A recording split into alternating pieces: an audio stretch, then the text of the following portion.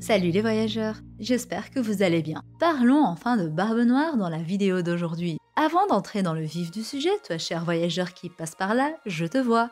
Abonne-toi pour faire partie de l'aventure Logpause. Ainsi, on rejoindra ensemble Loftel et on trouvera le One Piece à la fin de notre aventure. Vous êtes plus de 55% à voir mes vidéos sans être abonné et c'est bien dommage. N'hésitez pas à vous abonner pour me soutenir. Ah oui, et rejoignez-moi sur Instagram si ce n'est pas encore fait. Sur ce, commençons la vidéo. Barbe Noire est l'un des antagonistes principaux de l'œuvre et particulièrement l'un des ennemis finaux de Monkey D. Luffy. Selon moi, il est clair qu'il sera son ennemi final côté pirate et qu'il sera le dernier empereur qu'il combattra avant de devenir le seigneur des pirates. Mais que fait actuellement Barbe Noire, ou plutôt Marshall D. Teach, et que planifie-t-il pour le futur? En effet, si Luffy et ses Nakama sont à Wano Kuni, Marshall D. Teach était quant à lui sur l'île de la Ruche aux dernières nouvelles, mais avait décidé de se rendre à un certain endroit récupérer une certaine chose avant la marine. Qu'est-ce donc cette chose qu'il veut récupérer à tout prix avant la marine, et quel est l'endroit où il va se diriger? Serait-il possible de voir Teach débarquer dans l'arc en cours, Wano Kuni, ou est-ce une possibilité à mettre de côté? Aujourd'hui, vous l'aurez compris, on parle de Marshall D. Teach, ses plans, son futur dans l'œuvre et son impact au sein de l'aventure de Luffy.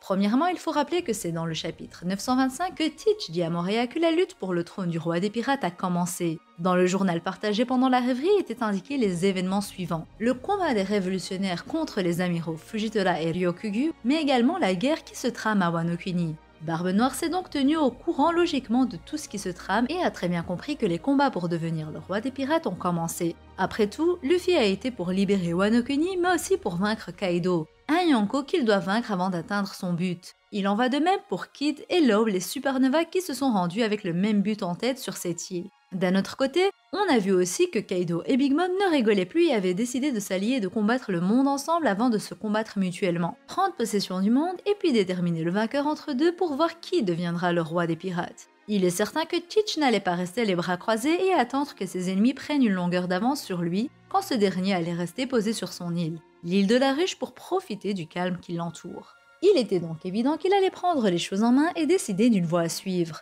Quels sont les choix qu'il a? Rappelons avant toute chose ses paroles au chapitre 956. C'est après la lecture du journal de Morgans où une nouvelle concernant Sabo a été partagée que Barbe Noire dit la phrase suivante. « Préparez vos valises, tous au navire. Si la marine compte mettre la main dessus, je ferai tout aussi bien de rafler la mise. » De quoi veut-il parler? Quelle est cette chose sur laquelle la marine veut mettre la main et surtout sur laquelle il veut mettre la main également? Il y a plusieurs possibilités. Premièrement, on va parler d'une théorie que j'ai déjà partagée, à savoir le fait que Teach veuille mettre la main sur le Mera Mera no Mi. On le sait, Barbe Noire a envie de ce fruit depuis le début de l'œuvre, et c'est pour cette raison qu'il a envoyé Burgess tenter de le récupérer. Qu'est-ce que cache ce fruit? Est-ce que ce fruit est si puissant que Teach en serait tellement obsédé? Ce sont les questions que les fans se posent quand ils entendent cette théorie. Après tout, pourquoi Teach voudrait absolument mettre la main sur le Mera Mera no Mi et surtout en quoi la marine veut mettre la main dessus avant? Il s'agit d'un simple fruit du démon, mais ce n'est pas forcément vrai. On sait que dans la marine, les hauts placés ont souvent des fruits du démon, surtout les amiraux. Avoir le Mera Mera no Mi serait un grand avantage pour la marine, comme cela en serait un pour Teach. Après tout, il s'agissait du fruit de Ace, son ancien commandant, celui qu'il a battu et qu'il a utilisé comme tremplin pour devenir Shichibukai et ensuite empereur. Le Mera Mera no Mi doit avoir une certaine place dans son cœur à mes yeux, que ce soit sentimental mais aussi par la logique des choses. Il sait que ce fruit est extrêmement fort et lui qui veut renforcer son équipage et avoir les meilleurs fruits du démon pour ses Nakama, ne pourrait selon moi que vouloir mettre la main sur le Mera Mera no Mi. En tout cas, ici Barbe Noire dit bien après avoir lu le journal qu'il ferait tout aussi bien de devancer la marine pour rafler la mise, donc le bien qu'il veut mettre dans sa poche. Pour lui, ce serait qu'un petit arrêt comme il l'a fait à Marineford. Mais si c'est bien le Mera Mera no Mi dont il parle, il aura plus que du mal à mettre la main dessus vu que Dragon a parlé de vérifier si les nouvelles concernant Sabo étaient véridiques ou non. Il est donc clair que si Sabo entre en action, Teach ne pourra même pas approcher Sabo, encore moins tenter de le tuer pour récupérer son fruit du démon. De cette manière, on peut supposer qu'il va changer ses plans et se rendre ailleurs. Car oui, personnellement, je ne vois pas autre chose que Barbe Noire pourrait rafler sous le nez de la marine. On pourrait parler d'une arme antique, par exemple Pluton qui est lié à Alabasta, mais est-ce que la marine est réellement au courant de tout ça? Pourquoi est-ce que c'était le CP9 qui était chargé de la destruction des plans de Pluton dans ce cas-là? Selon moi, le gouvernement mondial ne fait pas assez confiance à la marine pour leur donner des informations aussi secrètes que celles sur les armes antiques. Mais si la marine a bel et bien des informations concernant Pluton, Alors oui, ce serait possiblement la cible de Teach. Car en effet, il faut se souvenir que Cobra était en danger dans cette rêverie ayant eu le courage, on se doute, de poser une question au Gorosei, une question qu'il s'était posée depuis tant d'années. On sait qu'il y a eu une tentative d'assassinat dans cette rêverie, et selon moi il est certain qu'il s'agissait d'une tentative de meurtre contre Cobra, le roi d'Alabasta et le père de Vivi. Surtout qu'après la rêverie, quand Garp accompagne Shirahoshi et Neptune au royaume des hommes poissons, il annonce qu'un incident s'est produit à Alabasta. Comme par hasard, après que Cobra ait décidé de poser la question au Gorosei, mais aussi après que le Gorosei ait proposé une purge à Im-sama, une purge avec une lumière à éteindre, à éliminer, qui était nul autre que Vivi qui a été choisie par Im-sama. Tous les éléments laissent croire qu'Alabasta est sans protection et que Pluton également. De ce fait, Barbe Noire pourrait se diriger là-bas pour voler l'arme qui lui permettrait de devenir le roi des pirates. Même si plusieurs facteurs peuvent être en faveur de cette théorie, je ne suis pas forcément convaincue. Comme je vous l'ai dit, je doute que la marine connaisse l'existence de Pluton et personnellement quand je lis le chapitre, pour moi Barbe Noire réagit à l'information concernant Sabo qui est l'information phare de ce journal. Plusieurs personnes évoquent le fait que la chose dont voudrait s'emparer Teach avant la marine serait Nico Robin, mais ça ne marche pas dans ce contexte. Même si en effet récemment l'accent est mis sur le fait que Robin soit en danger et que beaucoup de personnes tentent de la kidnapper pour l'avoir à leur côté, le fait est que premièrement, ce n'est pas la marine qui la recherche mais bel et bien le CP0. Et deuxièmement, la réaction de Teach qui veut s'emparer d'une chose avant la marine est à la suite de la lecture du journal. Il est impossible qu'une information sur Nico Robin se trouve dans ce journal. Ça n'aurait aucun sens. Donc même si c'était une possibilité que Teach veuille kidnapper Robin, ce n'est en tout cas pas elle qui était évoquée par Teach dans le chapitre 956. Il en va de même pour la possibilité que Teach parlait de la tête de Kaido, car même si la marine veut mettre la main sur Kaido et que Teach aussi, le journal ne parlait ni de Kaido ni de son alliance avec Big Mom. Car oui, c'est qu'après la sortie du journal que Koby apprend par X-Drake l'alliance des deux Yonko, donc Teach ne pouvait pas le savoir. Les possibilités les plus cohérentes pour le moment sont selon moi le fait qu'il veuille prendre possession du Mera Mera no Mi ou de l'arme antique Pluton. Dans ces deux cas, Teach irait en direction de Marie-Joase ou Alabasta, mais est-ce là réellement son plan? Quels seraient ses autres plans potentiels si on exclut ses propos du chapitre 956? Premièrement, parlons d'une théorie connue sur la sphère, celle qui dit que Barbe Noire se rendra à Whole Cake Island, sachant que Big Mom ne s'y trouve pas pour voler son Road Poneglyph, et encore pour pourquoi pas prendre possession de son territoire. Ce n'est pas en soi une mauvaise idée, mais selon moi, ça n'est pas possible. Premièrement, il y a encore Katakuri à Whole Cake Island, qui a le meilleur acquis de l'observation, ou plutôt qui avait le meilleur acquis de l'observation. Il pourra prédire l'arrivée de Teach sans souci et mettre en place un système pour éviter que ce dernier puisse arriver à bon port. Deuxièmement, il ne faut pas oublier qu'il y a la forêt des Homies, qui ne permettra pas à Teach et à son équipage d'entrer à Whole Cake Island. Si Luffy a su en échapper avec Nami, Chopper et Carrot, c'était grâce à la vive carte de Big Mom que Nami avait eue de la part de Lola à Thriller Bark.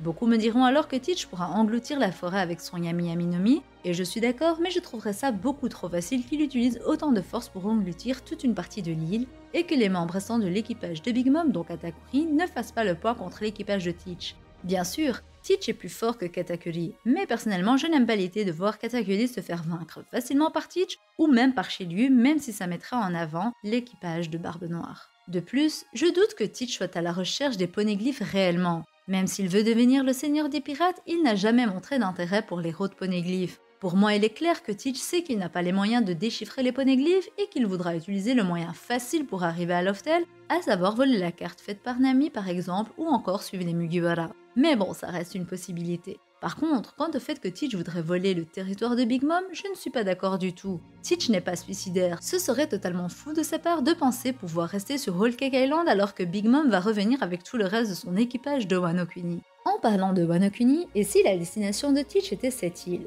En effet, la théorie la plus connue sur le globe concernant Teach, c'est celle qui dit qu'il va manger un troisième fruit du démon et principalement un Zoan. Le Zoan de Kaido plus précisément. Le Zoan mythique par excellence qui lui accorderait des capacités physiques énormes. C'est une très bonne théorie quand on sait que Teach a déjà un Paramecia et un Logia. Il ne lui manque plus qu'un fruit de type Zoan pour compléter sa collection. Sachant qu'il pourrait reproduire le même schéma qu'à Marineford, c'est-à-dire qu'il viendra en fin de guerre pour tuer Kaido et lui voler son fruit, au même titre qu'il a tué Barbe Blanche à Marineford et qu'il lui a volé son fruit. Personnellement, même si je comprends la raison de la popularité de cette théorie, je n'ai pas envie de la voir se produire. Pour la simple et bonne raison que ce serait trop similaire à ce qu'il s'est déjà passé à l'arc de Marineford.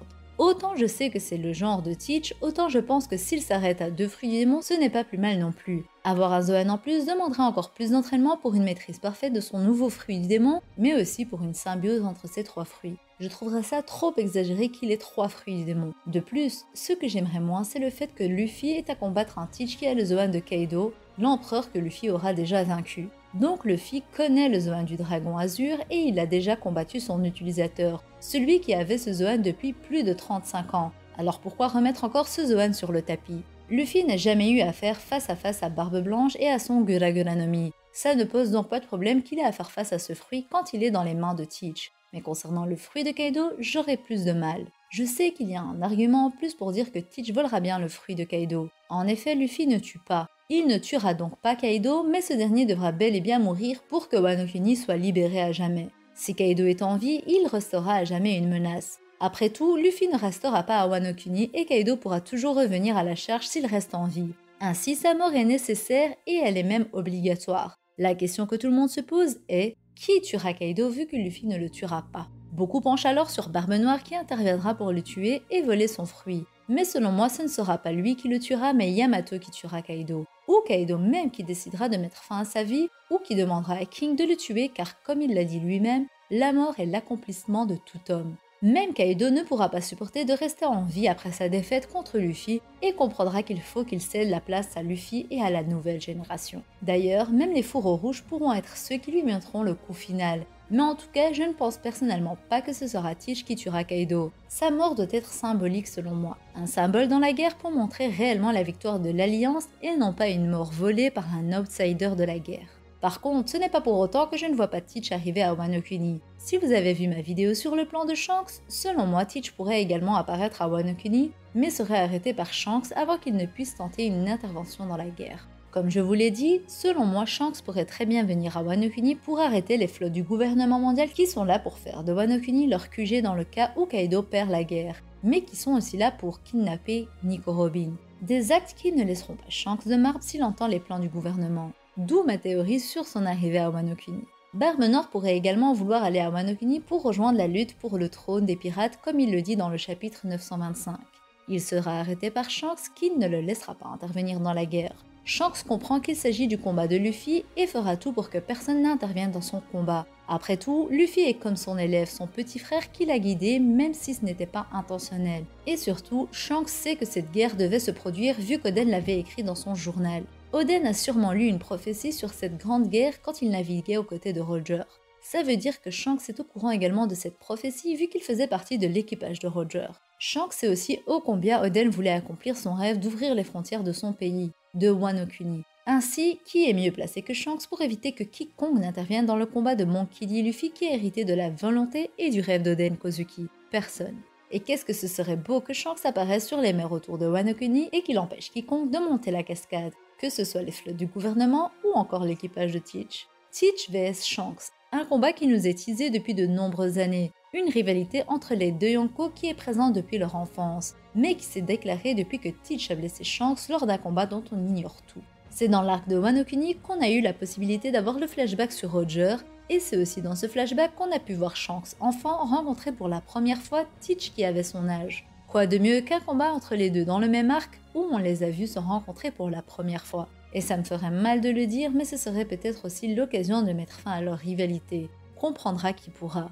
Non, je rigole, mais oui, même si je n'aime pas du tout l'idée et je n'aime pas cette théorie, la théorie sur la mort de Shanks reste quand même connue sur la sphère. J'en ai moi-même déjà parlé sur la chaîne. Ce combat entre les deux qui aura lieu dans l'arc où on a vu les deux se rencontrer pourrait également montrer leur dernière rencontre. Leur dernière rencontre car Shanks mourra des mains de Teach en dehors de Wano Kuni. Ce serait un événement marquant les esprits. Luffy l'apprendra et sera dévasté tandis que Teach décidera de fuir ne faisant pas le poids contre de nouveaux ennemis. Franchement, même si je vous partage cette idée, elle me fait mal au cœur et je n'ai pas du tout envie d'y croire. Bien entendu, il reste la possibilité qu'un combat entre Teach et Shanks voit le jour mais que Shanks ne meurt pas et qu'au contraire, il nous montre sa puissance et nous montre qu'il surpasse Teach de loin. Contrairement à sa blessure qui veut nous faire croire qu'il est plus faible que Teach qui n'a pas eu de blessure visible de la part de Shanks lors de leur dernier combat. Et ça, ce serait un développement beaucoup plus intéressant selon moi, car ça montrerait que Shanks est le plus fort de tous, mais qu'il cache bien son jeu. Voilà, c'est sur ces mots que s'achève cette vidéo. Si elle vous a plu, je compte sur vous pour me le dire en commentaire et pour me le montrer avec votre acquis du likement. Et vous, pensez-vous que Barbe Noire viendra à Wano Kuni ou non? Je réponds à tous les commentaires. N'hésitez pas à vous abonner si ce n'est pas encore fait. Nombreux regardent les vidéos sans être abonnés et c'est bien dommage. Sur ce, je vous dis à la prochaine et d'ici là, portez-vous bien. Bisous!